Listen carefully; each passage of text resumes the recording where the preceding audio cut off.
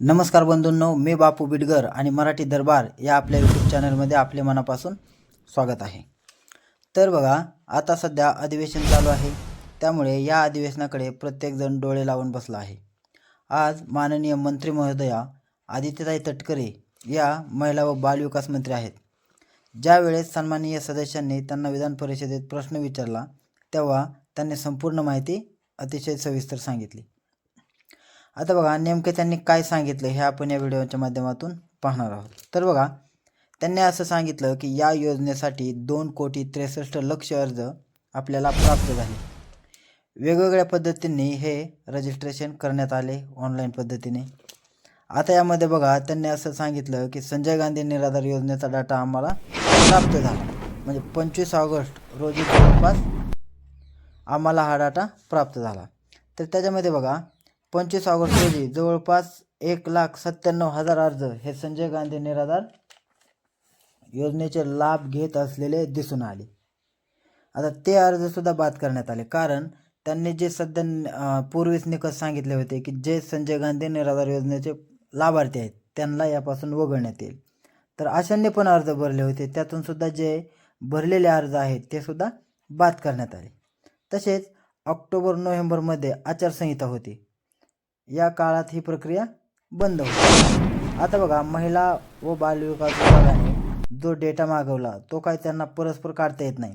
तर समजा याला निकषामध्ये अट काय होती की ज्याच्याकडे 4 व्हीलर आहे त्याला सुद्धा या योजनेचा लाभ भेटणार नाही। मग आता याचा डाटा शासन कसं मिळवणार आहे, म्हणजे महिला आणि बालविकास विभाग, तर ते काय करणार, संबंधित परिवहन विभागाकडून हा डेटा मागवणार आहे आणि तो डाटा त्यांना डायरेक्ट त्यांनी म्हटलं की त्यांना लगेच मागवता येत नाही। तशा प्रकारे रीतसर त्यांना अर्ज करून प्रोसेस करून तो डाटा त्यांना मागवता येतो।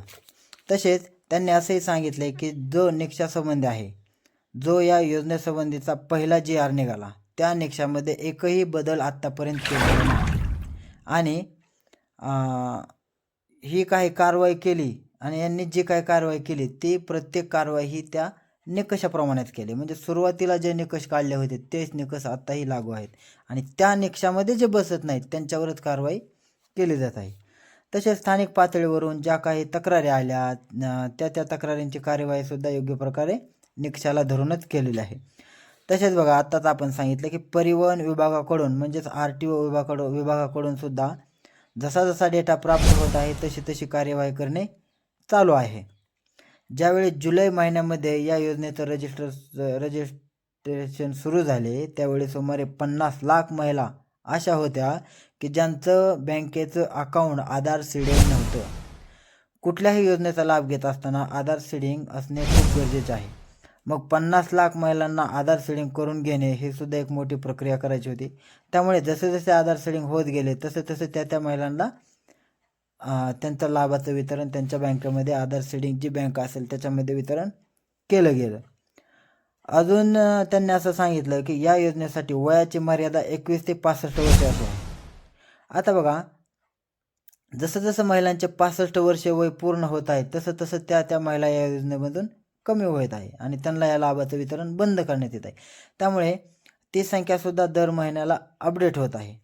आताच बघा, जवळजवळ 1,20,000 महिला 65 वर्षाच्या पुढच्या झाल्या आहेत। यामागे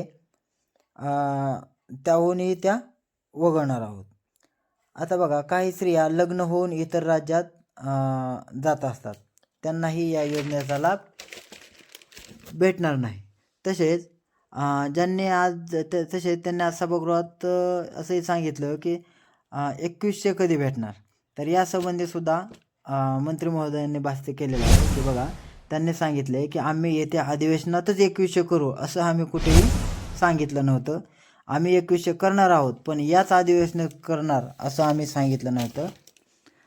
ज्यावेळेस मंत्री महोदय 2100 संबंधी बोलल्या त्यावेळेस विरोधी सदस्यांनी त्यांना जाहीरनाम्याची आठवण करून दिली। त्यावेळेस त्यांनी असं सांगितलं की जाहीरनामा हा 5 वर्षाकरता असतो, त्यामुळे याच अधिवेशनात करणार असं वक्तव्य आम्ही कुठेही केलेलं नाही, पण भविष्यात आम्ही असा प्रस्ताव नक्की मांडू। त्यामुळे महिलांना 2100 भेटणार हे आता अजूनही निश्चित झालेले नाही। त्यामुळे आता जे तुम्हाला 1500 रुपये येणार तेच 1500 रुपये येणार आहेत, कारण त्यासंबंधीचा अजूनही ठोस निर्णय तसा झालेला नाही आणि या संबंधीचे अजून काही जर नवीन अपडेट आले तर ते तुमच्याकडे आम्ही आमच्या व्हिडिओच्या माध्यमातून पोस्ट करू. धन्यवाद.